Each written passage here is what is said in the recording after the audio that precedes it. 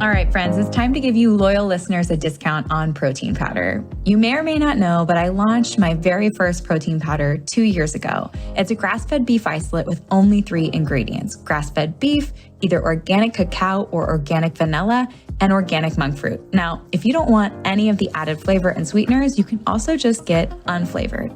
And no matter what flavor you choose, you're getting over 23 grams of protein per scoop, which is going to keep you full and satisfied between meals.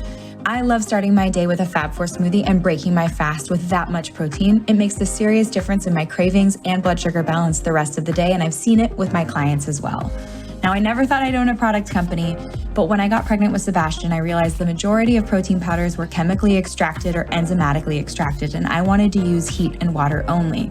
I wanted minimal ingredients because we don't need those emulsifiers, fillers, or added vitamins, minerals, and probiotics. All of those additions increase the chances that it's not going to work for your body, whether it be bloating, digestion issues.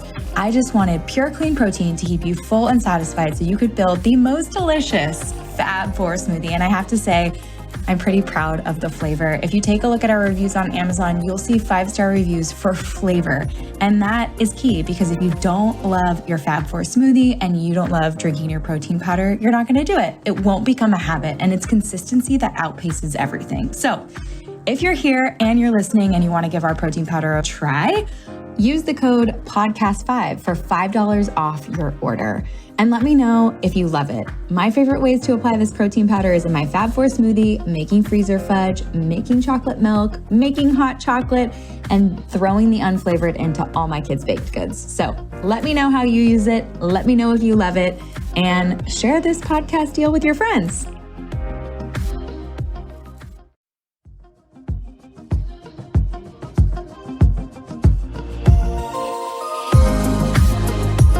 Hey guys, welcome back to the Be Well by Kelly podcast. Alisa and I were just talking. Alisa Vitti is today's guest. She is a functional nutrition and women's hormone expert, the founder of the modern hormone healthcare company, Flo Living. And if that rings a bell to you, it's probably because you've read or seen her book, Flo Living. She's also the author of WomanCode and the creator of MyFlo, which is the #1 paid period app on iTunes. So no big deal at all. Not a successful entrepreneur out there making women's health easier for all of us at all. But we were just talking because I received a direct message this morning on Instagram for a podcast request. And it's so serendipitous. I opened the message and all of a sudden the young woman was requesting that I have a call with Alisa. And here we are. I had to meet her back and be like, this is really weird. Are you in my calendar? I'm taping with her in an hour, but I'm equally just as excited. Alisa holds degrees from Johns Hopkins University and the Institute for Integrative Nutrition. And she's a mom and an entrepreneur. And I'm just so excited to have her on the podcast. I've written down a million questions because I just want to get into the nitty gritty of all the hormones. And I want her to share her knowledge with each of you. So first and foremost, thank you so much for being on the show. Oh, I'm so happy to be here, Kelly. Thanks for having me. Yeah. I feel like what I haven't seen until you came along is really the pairing of nutrition and the understanding of our menstrual cycle and how our hormones change ever before. It was very novel of you to come out with this, with your books and to share this knowledge with the world. What inspired you to do that? Well, I mean, it's a two-part story or a two-part answer to that question. The first part is, my own personal journey in my teens and 20s when I was supposed to be menstruating from the age of, let's say, 12 to 22, when everybody else was getting their periods and all of that. I got my period only maybe 6 times. A few of those were chemically induced with synthetic progesterone. So something was really wrong with me and no one knew why. And I, grew up in Massachusetts, so I had access to Harvard-trained gynecologists. And then when I was down at Hopkins, I had access to the best medical care that you could have in this country in a way. And no one really understood why my cycle wasn't performing the way that it should. And that journey of figuring that out and reclaiming my health and really understanding the limitations of conventional gynecology and what is actually needed for women to be hormonally well led me to, all the research that is the foundation of the protocol that we use at Flo Living and is described in my first book, WomanCode. But it's because I really wanted to be able to build a platform that helped women with whatever condition they had, whether it be PCOS like I had, or fibroids, or endometriosis, or infertility, or perimenopause, or difficult periods of any sort, that you have total agency over how your hormones function. If they're in chaos right now, causing you to have a lot of suffering and creating a lot of symptoms for you all month long, you can change the outcome of your cycle by changing the inputs of your diet, and you can get back into hormonal flow, which is why we call the company Flo Living. So that's the first part. And then the second part, and how I have become, people now have been calling me a pioneer in female biohacking, is because I started asking myself a question, because I've been taking care of women's hormones, Kelly, now for 20 years. 10 years in clinical practice here in Manhattan. And then in 2012, I launched Flo Living as it is currently, where we take care of women all over the world. But in these past 20 years, and just even in the past 5, I started asking myself a question, which is, if we've had now more content around women's hormones, right? More articles, more magazine stories, more online content, and we've had more access than ever before in all of women's health history, in fact, right? You can Google anything that you want. Then that should equal more healthier women, right? Very logical. More content, more access equals better health for women. But it's the inverse that is happening. And that was really bothering me. And I needed to know why. So just like I needed to get to the root cause of why did I have PCOS? What is going on when any woman has a menstrual dysfunction? What is the cause of that? And like I said, that's the Flo protocol. The second question I asked is, well, why are women sicker than men? Why is it that 47% of women in their reproductive years struggle with hormone issues? And it's like something like under 10% for men. Why is that happening when we have more access and more content? And that new research that I did, or that recent research that I've been doing, led me to 2 key discoveries that I put in my new book, In The Flo. And it's just pretty amazing that what we don't know about our health is actually making us sick. And I'll just quickly share what those 2 things are. The first is that women are being left out of medical, fitness, and nutrition research. So anytime you hear, yeah, and it's always like postmenopausal women. That's right. That's right. But that's not being made clear from a journalistic point of view, because you'll see things like, oh, high intensity interval training is the gold standard for, muscle gain and fat loss, or, intermittent fasting is going to give all of these benefits to everyone. You must do it and strive to do it. And it's just, or any trending, or even if we look retroactively, historically, at trending diets, there's this concept of this is good for everyone, when the studies are only being done on men and maybe postmenopausal women, but always mostly men. And because of that, we're doing things that are actively disrupting our body. And I said to myself, well, okay, maybe we have slight metabolic differences. Okay, maybe that would explain it, but it didn't explain it. Why is it? I look back to that commercial. Do you remember that commercial, Kelly, from I don't know, maybe 10 years ago? Was that for that medication called Ally? And it was like a weight loss medication. And there was this little cartoon drawing that they animated. And it was like Susie and Jim go on a diet together at the start of the month. At the end of the month of eating the same and exercising the same, Jim magically shrinks down and looks like a beach model, right? Yeah. And Susie is still She's gained weight. Well, no, she's just fat and frustrated, right? And it's like, oh, poor Susie, she sure gave it a good try, but she needs help. She needs a friend. She needs Ally, right? Or whatever the medication is. And I'm like, no, she's not deficient in that medication. It's that we're actually doing things that don't work for our biological systems. And so I then began to ask, well, what is one of the most fundamental differences between the male and female biological systems? And it went one layer deeper than hormones. And this is sort of what the big, groundbreaking thing about this new book of mine, In The Flo, is really about, is this, that women in their reproductive years have a second biological rhythm that men do not have, children do not have, postmenopausal women do not have. And it is called the infradian rhythm. Infradian, INFRADIAN. So we all have a circadian rhythm that governs, that we experience over the course of 24 hours. And it regulates things like, or it impacts the, times of the day when you'll have peak blood pressure, things of that nature, right? Mm-hmm. But women in their reproductive years have both a circadian and an infradian rhythm. And the infradian rhythm we experience over the course of our monthly cycle, but it governs and impacts way more than just our period. It affects our brain, our metabolism, our immune system, our microbiome, our stress response system, and our reproductive system. So when I saw that, I said, that explains everything.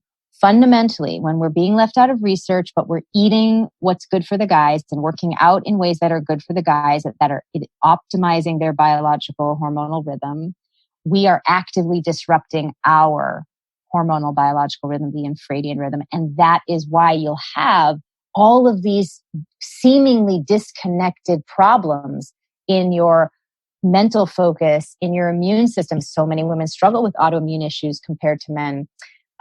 Your metabolism not performing the way you want to, your period being difficult, your fertility being compromised, and on and on. All of these things are not disconnected. They are connected by the fact that you have been conditioned or misled to eat, exercise, and live in a way that is disrupting your unique biological rhythm, the infradian rhythm. Wow, that's pretty powerful. All 5 of those biological systems, plus you're adding reproductive health, which I know so many women nowadays struggle with. 1 in 8 women, I think the last stat I saw was 1 in 8 women will need some form of fertility help. And I know that number is increasing. Yeah. So can you explain, let's get down to the basics, because you know what is really surprising to me? So many women don't understand the specific phases of their menstrual cycle and their hormones shift.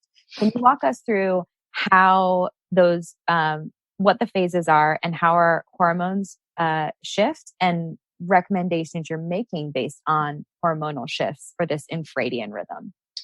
So the best way to kind of get into, well, how is this, and how can I, get into a relationship or observe or, understand my infradian biological rhythm, is to look at the 4 phases of the cycle. So you have your follicular phase, which is the first day after your bleed stops. And that can last for 7 to 10 days. Then you have your ovulatory phase, which a lot of us know about because we're either trying to get pregnant or we're afraid of getting pregnant. Then we have the luteal phase, which is 12 to 14 days, also very famous because most of us associate that with PMS. Mm-hmm. And then we have the bleeding phase, right? And that's also, I always love that, when people asked me a couple of years ago after WomanCode came out, they're like, please, can you build a period tracker? I was like, well, okay, it has to be one that just doesn't do the Captain Obvious stuff. Like, hey, you're about to get your period. Every woman knows when that's about to happen because it's like an overwhelming feeling of, oh boy, it's about to happen. Mm-hmm. Anyway, so these are the 4 phases. And what's interesting about them is that you have many different shifts that take place in all of these systems of your body as a result of the unique hormonal ratios that are taking place during each phase. So, for example, in the ovulatory phase, you have a massive surge in estrogen. This does a number of things like hyperstimulating the verbal and social centers of your brain, which we'll talk a little bit about later in terms of how you can optimize your productivity around your infradian rhythm. But it also has impacts on your metabolism and cortisol. And this is important because when you're trying to think about, well, what should I eat and which workouts should I do? Knowing which phase you're in gives you the answer, right? So, I mean, and this gets into the solution that I created, which is this very revolutionary way of women eating and exercising according to this brand new information about the infradian rhythm. And it's called the cycle syncing method. This is a method I created. And basically, you take these 4 phases of the cycle, of course, and you change what you're eating in each of the 4 phases. And you're changing which workouts you're doing in each of the 4 phases. And you're even shifting the priorities of things you're working on in each of the 4 phases because it's easier for your brain to do certain things at certain times. You can do anything at any time, but it's easier and more pleasurable to do certain pieces of work at different phases of the cycle. And so since that's predictable, why not go with the flow, right? And make things easier and go downstream. So let's go even into deeper detail there. With a surge of estrogen during an ovulatory phase, it makes you more prone to socializing, which may be making babies too. And how is that affecting your metabolism and your cortisol and insulin response? So in the first half of your cycle, in both the follicular and the ovulatory phases, because both contain rising levels of estrogen, I just chose ovulation as a particular example, but for both of these phases, in the first half of the cycle, follicular and ovulatory, because of the levels of increase of estrogen in varying degrees, it lowers your metabolic rate and lowers your resting cortisol. And that's important for you to know because it means 2 key things. One, you need less calories and you can sustain, because of that lower level of cortisol, more high intensity exercise. So in the follicular and the ovulatory phases, you want to eat less from a caloric point of view. Now, this is not about extreme restriction in any way, but you just will not be as hungry, and you should honor that. And you should definitely do all of the high intense cardio kind of workouts that you want to do, dance cardio, biking, all that kind of fun stuff. And then any high intensity interval training. Once you switch over to the second half of the cycle, the luteal and the menstrual phase, right? Then you have a shift because we now have progesterone entering the scene, and then we have a drop off in all hormones in the bleeding phase. We have a different shift, a different effect on metabolism and cortisol due to this hormonal ratio. Metabolism speeds up. In fact, studies show you need precisely 237 more calories per day during this phase. Very precise. Extremely precise. I mean, I wasn't going to bring you just nice ideas. It's all fact-based information. So you need 237 more calories, and you also have higher rates of cortisol at rest. And that's important because that means you're going to be slightly more blood sugar unstable, right? And that you cannot sustain high intensity interval training as long or as well in the second half of your cycle. In fact, studies show, and this book, it's about 400 pages, this book, and it's chock full of so much studies and data so that you can really trust that your body does work this way and that there is a way for you to work with it sustainably. So studies show that in the second half of your cycle, if you were to continue restricting calories like you were doing in the first half and continuing your high intensity interval training, that you will turn on muscle wasting and turn on fat storage. And this is, I hope, causing a little bit of brain cell explosion because it explains the phenomenon of why you will be so dedicated to a diet plan and a workout plan for a month or more and feel like you're making no progress, just like Susie in the Ally commercial was still fat and frustrated at the end of the month. Well, that actually is logical. If you do the same calorie restriction all month and the same intensity of working out all month, at best, you will have no change in your lean muscle concentration or your fat stores. At worst, you will have a decrease in lean muscle stores and an increase in fat stores. These are your two options. These are terrible options, right? So instead, you must change what you're eating when and which workouts you're doing when in order to biohack and optimize your magical, marvelous, wonderful female operating system. And this is not like just a nice idea. Guys are doing this left and right. This is one of the basic tenets of any serious athletic training, any serious coaching program, from Olympic athletes down to, major sports teams. They organize fitness and nutrition to optimize the male hormonal biological rhythm, which is experienced over the course of 24 hours.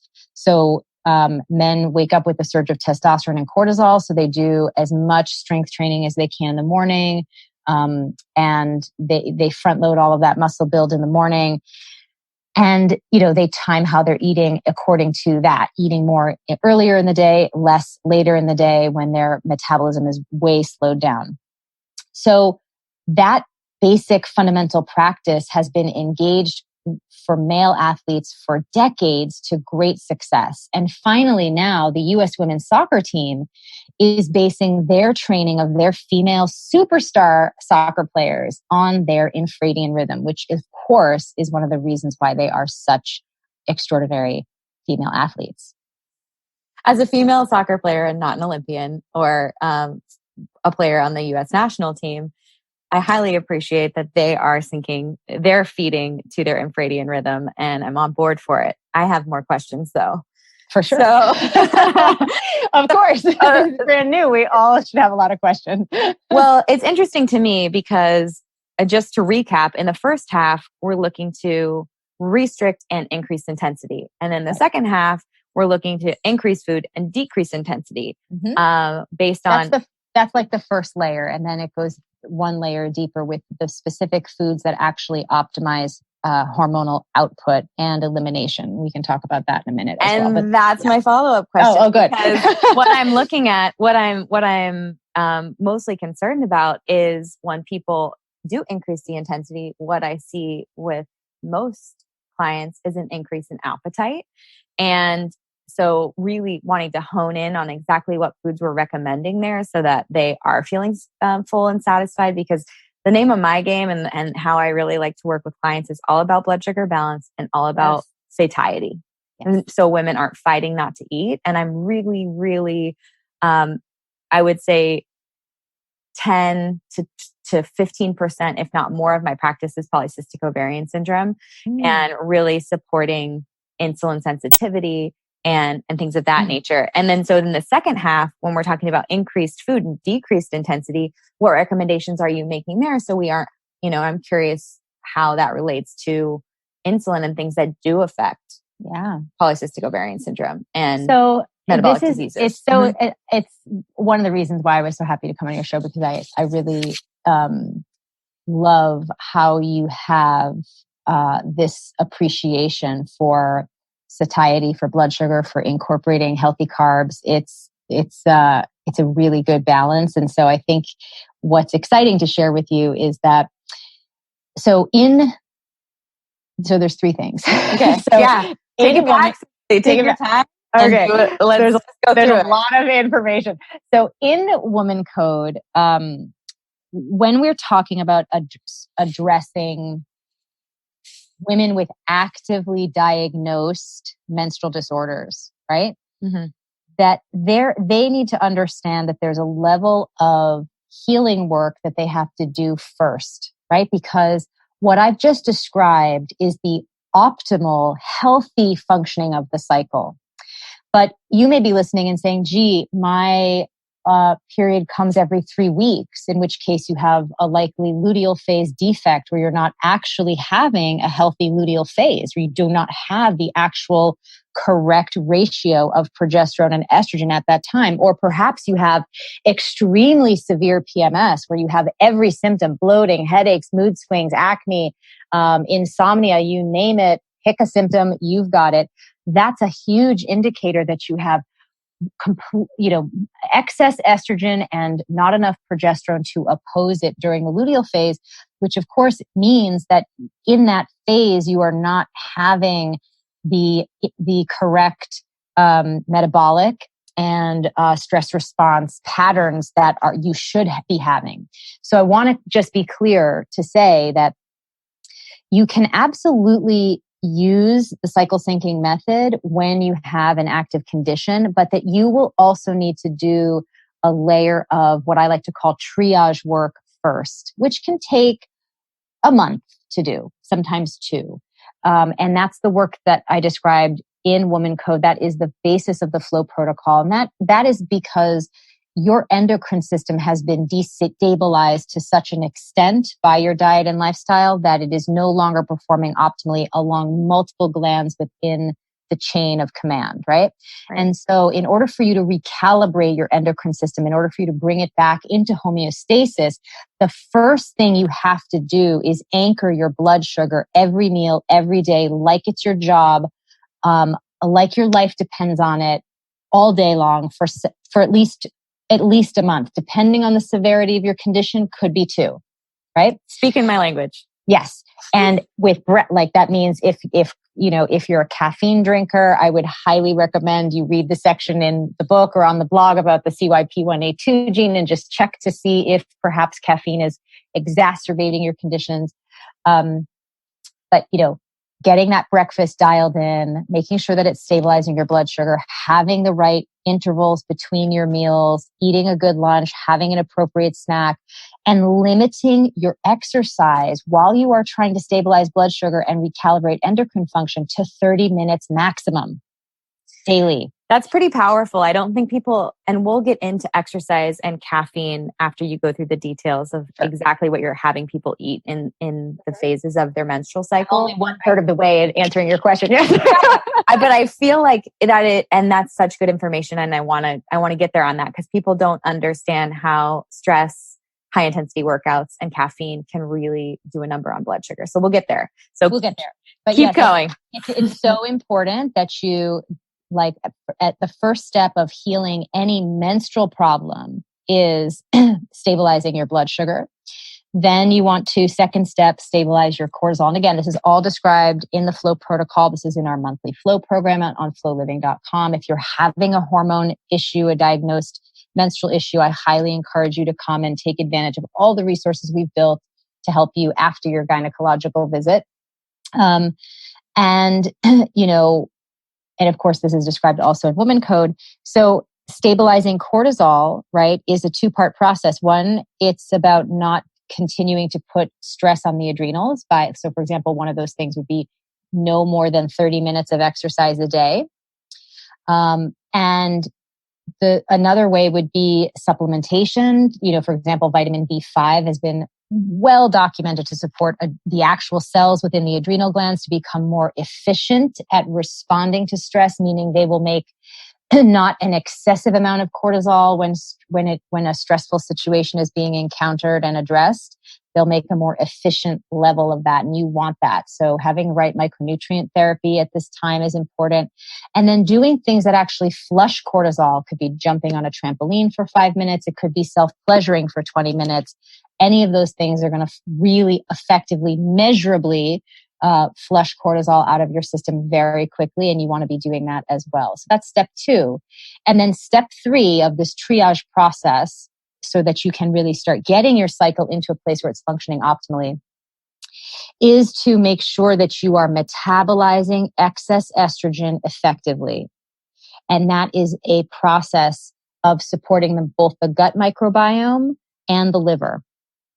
So that's a whole series of foods that we have people eat in the Flo protocol to help them do that each and every day. And so you want to give yourself a month to 2 really focusing on these 3 steps of the Flo protocol. And then you will move into what we like to call this sort of like just your regular lifestyle. Once you have a healthy functioning infradian rhythm reestablished, then you can go into the cycle syncing method as your ongoing practice of self-care from diet, fitness and lifestyle until you are postmenopausal. So that's really important. And the other thing I want to say about weight loss, and I'm somebody who has lost 60 pounds twice. Wow. The first time was with my PCOS I started gaining weight in high school, but then it really sort of came to I tipped the scales at 210 pounds. I'm 5'6". And I was, what age was I? 20, 21. And I really was able to lose this weight and keep it off by doing the very things that I'm telling you to do. First, by the triaging technique that is the basis of the Flo protocol. And then by really using the science of my biological rhythms to my advantage for maintenance, right? I do not do high intensity interval training after ovulation. Why would I? It will make me store fat. Makes no sense, right? So I don't do it. And that is one of the secrets of that. And then when I was pregnant, I don't think I actually gained 60 pounds when I was pregnant. I probably gained 50. Felt like 60 in the last few weeks, maybe, from the water weight. Yeah. But again, lost all of that by working with my biological reality, not with, I do not diet. I do not do any extreme anything. And I'm able to maintain a very healthy weight for my frame and for my, blueprint, if you will, because we all have a happy set point, without any effort at all. I think that's so important for women to hear, because you've been conditioned from a young age that you have to always be working on your body. You have to always be afraid. I mean, look at these little sayings like, a moment on the lips, a lifetime on the hips. Is there so annoying. But is there an equivalent for dudes? Absolutely not. No, the expectations are all on us. Literally, they'll say things like the opposite, like, "Oh, will this give me a bigger erection if I eat this steak?" Like, they think about it differently. Absolutely. Right? They think about how it can make them stronger, bigger, faster. And we think about, oh no, we don't want to be bigger. First of all the nuggets of knowledge you just dropped on, for anyone listening who has metabolic and hormonal, sex hormone related issues like polycystic ovarian syndrome, and calling out that they need to stabilize their blood sugar, stabilize their cortisol, and learn or support their body to metabolize excess estrogen. Those three things right there, I think, are priceless. You're giving people the tools. And that's what I love. I'm giving women the truth about what is biologically accurate. We've been fed a lot of, we've been misled quite a bit because of this gender bias in fitness and nutrition and in healthcare. And so you come by these habits. Honestly, you've been told to do all the wrong things, just flat out. Yeah. And because your biological reality has never been included in research, still isn't. In fact, in 1996, the National Institute of Health, from just the medical research point of view, really saw this as a crisis of female increased rates of mortality. If they did not include more women in human clinical trials, they put out a special task force committee in 1996. As of 2016, the status report indicated that progress has been slim to none. Okay? So infuriating. Yeah, but as I was writing this book, Kelly, it was during the start of the Me Too movement and the Time's Up movement. And I was really inspired by that, in the sense that, time is up on this gender bias in our healthcare, in our research, in our reporting, right? I'm fine if a piece of journalism comes out to say, oh, intermittent fasting shows all of these benefits. And the research has only been done on men and postmenopausal women. So women in their reproductive years may not want to do this. Your reproductive system is so highly it's so sophisticated. And big part of In The Flo talks about why you have a superior operating system. In fact, from your brain, the female brain is so powerful compared to the male brain. And I love men. This is not like I don't like men kind of thought life. Yeah. It's just, again, because we've been really told the opposite of the truth, right? Like, oh, women's brains are smaller, so that must mean that they're less intelligent or less wired for leadership. Well, they're leaving out the actual reason why they're smaller. And the reason why they're smaller is because, we have more efficient regions of the brain. And like, for example, the amygdala or our prefrontal cortex, I go into great detail because I want you to know just how much of what you think about yourself is based on false information, right? For example, your immune system. We see this right now going on with this whole COVID crisis, that it's affecting men more than women. Well, women in their reproductive years have a superior, highly efficient immune response compared to men, children, and people who are post-andropause or post-menopause, right? And why? Because, well, nature is imbuing you during these 4 decades with the privilege or the responsibility, if you will, of replicating the species. So of course you're going to have the stronger immune response. And from a metabolic point of view, women are actually much more efficient conservers of the nutrients, right? And I always like to give the example of put a man and a woman at a bar, have them both drink a glass of beer, which I don't recommend anybody does. But anyway, they're sitting down, they have a glass of beer. Who will go and quote unquote break the seal first? The man. That's right. Why? Because men are nutrient wasters, which is why they don't have to, worry as much about weight gain in general. But we are much more efficient because, again, we want to make sure that we have that perfect level of body mass index for procreation purposes. So it's all designed in this super sophisticated and really powerful way. Your body is extraordinary. And the only reason why it's not working the way that it should, the only reason why you're struggling with your weight or with your energy or with your mood, or with your productivity or with your sex life or with, your hormones, is because you're doing things that were designed for men and not for your body. And that's just so important that you know that, because once you've heard it, you can't unknow it. And you'll start to really pay attention to your body in different ways. You'll say, oh, gee, where am I in my cycle right now? And don't worry if that feels overwhelming. That's why I built the MyFlo app. You can plug in your last menstrual coordinates and then it will lay out for you all the phases that you'll have, forever. And it will tell you, and it'll give you a reminder of what to do for the cycle syncing method for each phase. So you'll know which foods to eat, which workouts to do, what to focus on at work, what to focus on in your relationship. It takes all the guesswork out of it. And you can refer to all the charts in the flow to help you, really dive deep with the food piece. But it's really amazing once you start aligning with your biological rhythm, just how easy and better you like everything becomes less of a struggle, right? You're not forcing yourself to go to the gym or do your workout. You're doing the ones that actually make you feel good leading up to it, while you're doing it, and after. Right? I always say, like, when you do a workout, if you are like dragging yourself to do it, that's a sign your body's giving you inner guidance that this is not the right workout to be doing in the first place. If you feel like you're dragging yourself through it while you're doing it, that's also your body's inner voice telling you this isn't right for you from a hormonal point of view. And then if you feel drained, exhausted, blood sugar crashed after, that's another example of biofeedback. Your hormones have now been disrupted.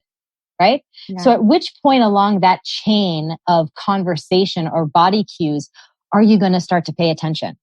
Hopefully the first one, right? And that'll start to make more sense, the first one, if you know where you are in your cycle, because I understand you've been brainwashed into believing that you have to force yourself to work out. Just do it. Just commit. No pain, no gain. I understand that there are these hypnotic suggestions that have been implanted in your mind all your life. You have to recognize that is not applicable to you, and it's hurting you. I mean, I've seen in my practice a shorter workout that is lower intensity, that is sustainable, that doesn't break the body, that invigorates and energizes the body that can be something we can sustain in the long run. I've found that to sometimes, most often actually, be more successful with clients than getting into something that's super intense for a short period of time, burning out, and then falling off of any type of exercise routine. Yeah, for sure. So let's get into the intelligent design of the body, the hormones, and the food recommendations you make based on where you are in the flow. So, there are a lot of charts and lists of things. I'm a huge fan of it. I appreciate it. Charts are my favorite. Anybody who likes the detailed list, it's all there. But what I'll say is, in each phase, we're picking foods that do several things that keep blood sugar stable, that promote healthy production of or healthy levels of the hormones that need to be produced in that phase, and that third, help you with eliminating those hormones as well, because you need to be making them every day and breaking them down every day. So that is the sort of fundamental premise of the list of foods. And so, for example, in the follicular phase, I want you to think of eating things that are lighter in nature, steamed, veggies and, grains that are on the lighter side of things. In the ovulatory phase, this is the time when you can do basically all raw foods. You could do juices and salads, and you could do that all day. You could be vegan for a few days if that felt good to you. Of course, incorporating some sort of plant-based proteins. And why, for example, in the ovulatory phase, would you want to do that? Well, because of that surge of estrogen during ovulation, your liver needs as much support micronutrient wise to break down that estrogen. And the thing that it needs in abundance is glutathione. And we get that from raw plants. So, having an abundance of fresh plant-based meals is going to really help you break down all that excess estrogen. So if you're somebody who's always plagued with middle schmerz during ovulation, which is the technical term for sort of cramping or pain during ovulation, or if you always get that random breakout during ovulation, or if you feel foggy-headed during ovulation, these are signs of excess estrogen. And the app actually will tell you if you're having a symptom at any particular phase, why you're having it at that time, because acne during ovulation, for example, is different than acne during the luteal phase.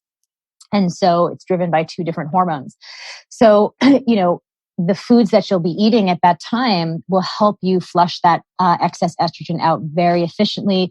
It'll also decrease transit time in the bowel, and really help that whole process of estrogen elimination. So really, really effective. In the luteal phase, you're going to be eating a lot more slow burning carbohydrates. So sweet root vegetables, your grains, legumes, things like that. Plus all your vegetables would be cooked, right? Because you want to maximize nutrient absorption. And you want to eat your more cruciferous vegetables. And especially if you're someone who has thyroid sensitivities, you don't want to eat all these cruciferous vegetables raw because it can inhibit your thyroid hormone production. And so you'll do things like that during the luteal phase to get those extra calories in, but to do it in a way that actually supports healthy blood sugar and insulin levels. And in the menstrual phase, what we need here are antioxidants and iron in a lot of ways. So the foods are really deep in like things like sea vegetables that are going to give you a tremendous amount of minerals and antioxidants, as well as animal proteins that are going to help reestablish healthy blood levels. Blood replacement. Mm-hmm. Yep.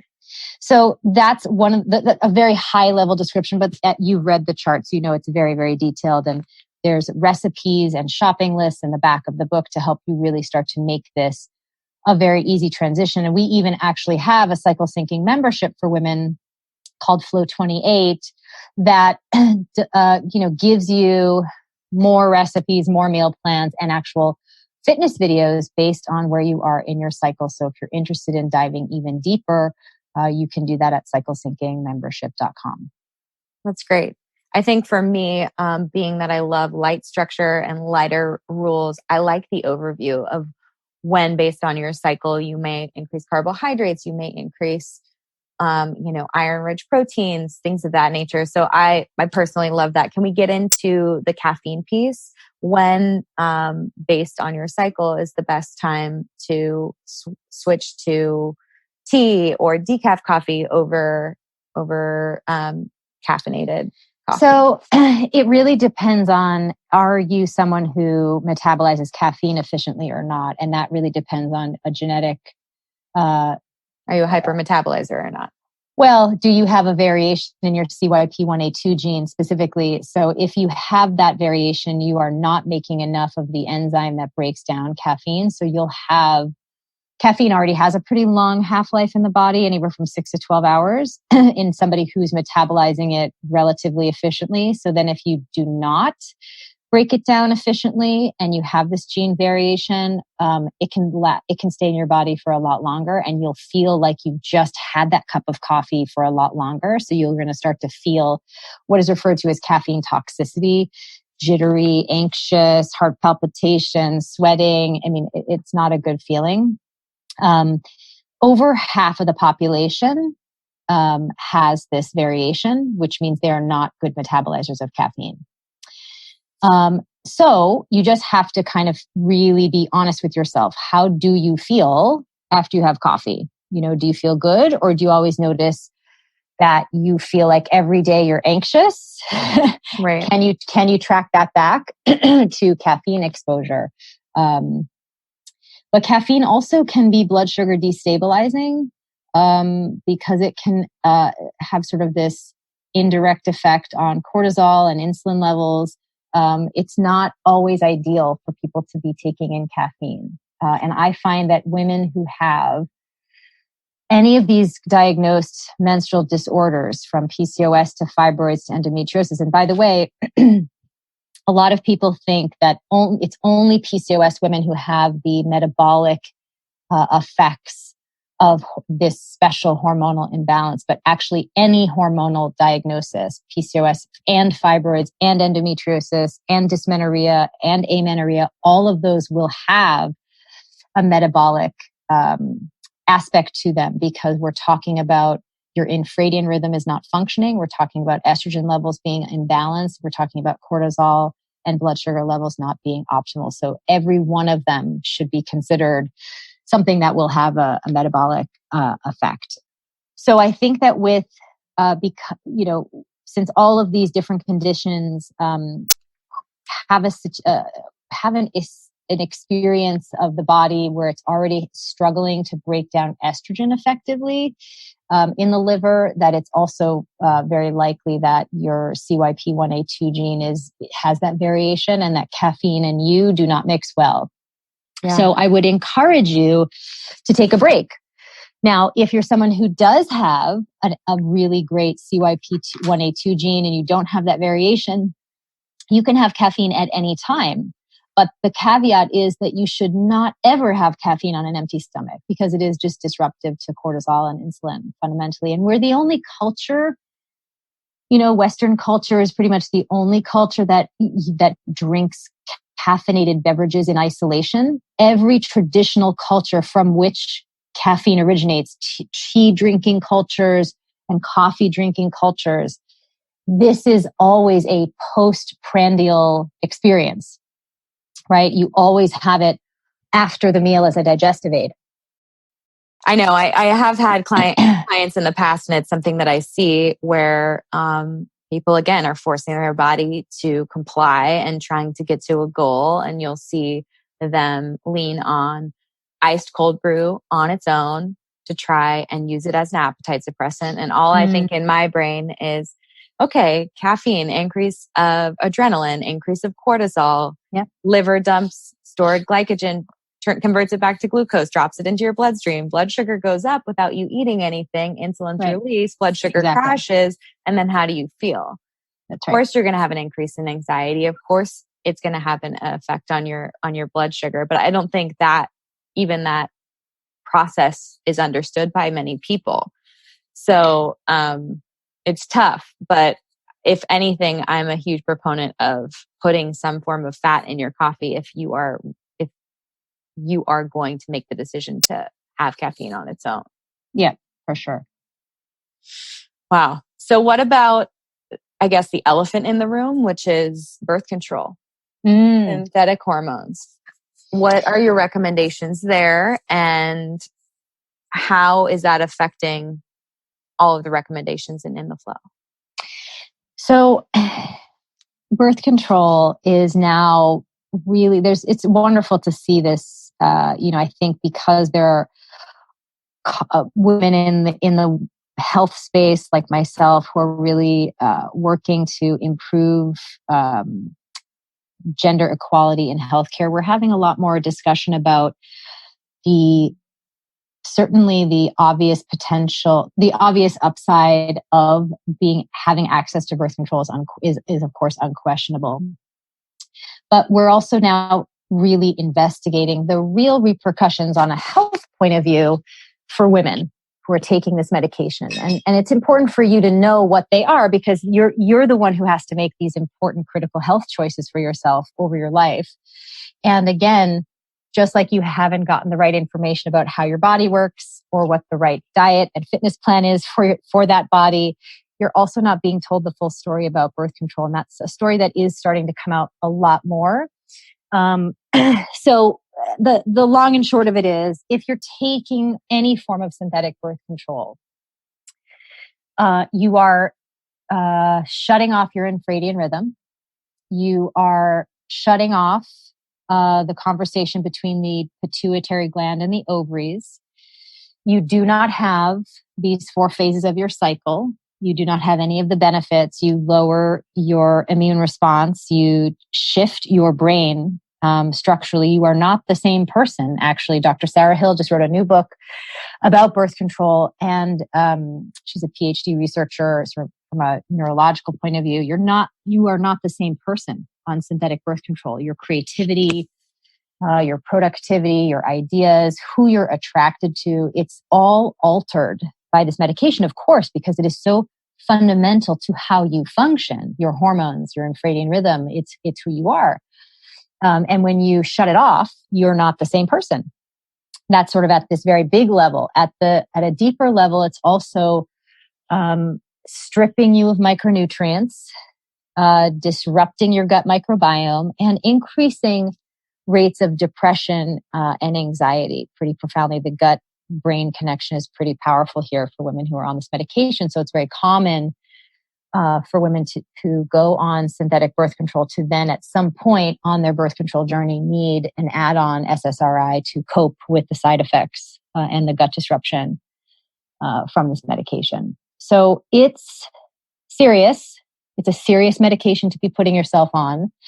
And you should also know that it does not fix any diagnosed menstrual disorder. It does not fix or cure PCOS. It does not fix or cure fibroids. It does not fix or cure endometriosis, amenorrhea, dysmenorrhea, none of it. It can manage the symptoms, but not by making your body better, just by shutting things off. And so that's a really, I recently heard an expression that I really like, is the juice worth the squeeze? It's not juice that's worth the squeeze, because let's say you go on this at 25 because your cramps are so unbearable, and you now shut off fundamentally your reproductive system. You don't ovulate. You don't have any of these phases. Your pituitary gland is not communicating with your ovaries, and you stay on it till you're 37, 38. You finally meet your life partner and you now want to procreate. And then you go off this medication. Your systems don't function properly. Now you're also perimenopausal, because that begins at 35, which means hormones are starting to become shifting in their concentrations in general. You're micronutrient depleted for all of the years you've been on that medication, unless you're super diligent about supplementing correctly. Your gut has been disrupted for all of that time. The amount of work you have to do to recover your health, to recalibrate your endocrine system, to reestablish your infradian rhythm, and to optimize your fertility, you may not have enough time to do that and get pregnant. Oh, and it's really important that you understand that, because it is not being discussed with you. It's just like, yeah, just take this. This is so great. right. And it's not. And No, it's always the first line of defense, because they have 20 minutes and they want to fix whatever your problems are, and they're going to send you. And listen, I love doctors, and the medical community is, when you need them, that's what you need. They're great. But this is the issue that I saw 20 years ago with my own encounter with conventional gynecology, is that unless you need a surgical procedure or a gynecological exam, they do not have the treatments that are appropriate for systemic, chronic hormonal care or hormonal issues. And this is not just gynecology. This is the same of all conventional medicine, right? So again, if you break your bone, you want to go into an orthopedic surgeon and have that fixed, right? If you need some sort of surgery, doctors are really good at, surgical procedures. That's like excellent work that they do, and diagnosing conditions and all of these wonderful things that modern medicine can do. But for treating systemic chronic issues, autoimmune issues, metabolic issues, right? Like diabetes. That is why the medical community has always encouraged people to look to the wellness community to get that ongoing daily support, the diet and the fitness industries to get that ongoing daily support of what you can put on your plate, and what workouts you're doing to help support your other systems of your body, right? And so just like they've done that in other areas, from cardiovascular health to care for diabetes, etc., we need to do that with gynecological care. So that's why I created Flo Living, 20 years ago, because you go to the gynecologist, you get a diagnosis, you get your exam, and then, obviously you're not going to necessarily want to take birth control after you really dig into what the side effects are and what the opportunity cost is for your health long-term and short-term. So you're going to then say, well, what do I do next? And unless you need a surgical procedure, that's where their ability to support you ends, which is fine.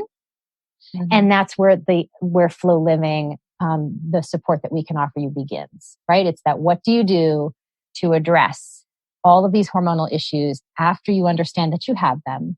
Every meal, every workout, every day. What do you do? There's a right way to do it. And most of us are doing it the wrong way. Right. Well, you have absolutely made a case for considering not taking synthetic hormones and really digging into understanding your menstrual cycle, understanding the phases. And I'm a huge proponent of being a glass half full kind of person and finding the positives. I want to know, from your standpoint, what are the benefits of understanding these phases, and how can we optimize our lives around them? What are the benefits of the cycle syncing method? Yeah. So basically it's extraordinary. I think I put like a giant list in the book just to give you like a taste of what is possible. You will have, obviously, this effortless experience of feeling like you have stable energy, stable blood sugar, stable weight, or effortless weight loss, if that's something that you've been struggling with. The increase in your energy, the stability of your mood throughout the month, this whole phenomenon of, you feel good only a few weeks out of the month, and then there's like a whole 7 to 10 days where you just feel like a different person and you're kind of on the sidelines of your life for those days. That goes away completely. You feel great every day, all month long, no symptoms, no PMS. I haven't had PMS for I don't know how long. So, that is a possibility for you if you choose to really take care of your infradian rhythm and use the cycle syncing technique. And then, of course, incredible. We didn't even get to talk about sexual response. 60% of women are sexually unsatisfied, Kelly.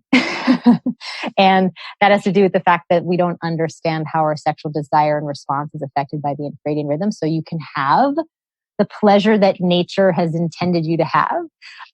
You can have access to a wealth of your creativity that you maybe feel like has been eluding you for some time, where you, instead of feeling clear, you feel foggy. Now you're going to feel clear and so certain about what you want to apply your energy and talents to.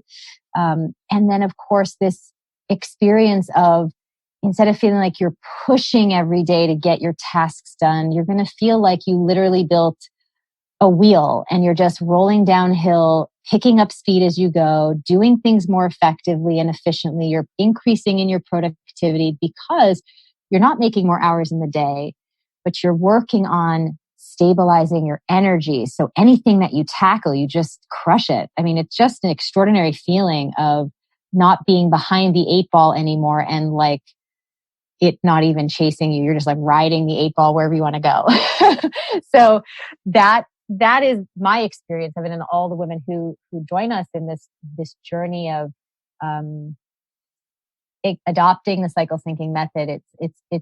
It revolutionizes absolutely every aspect of how you experience your life, from your health to your relationships to your work to even motherhood.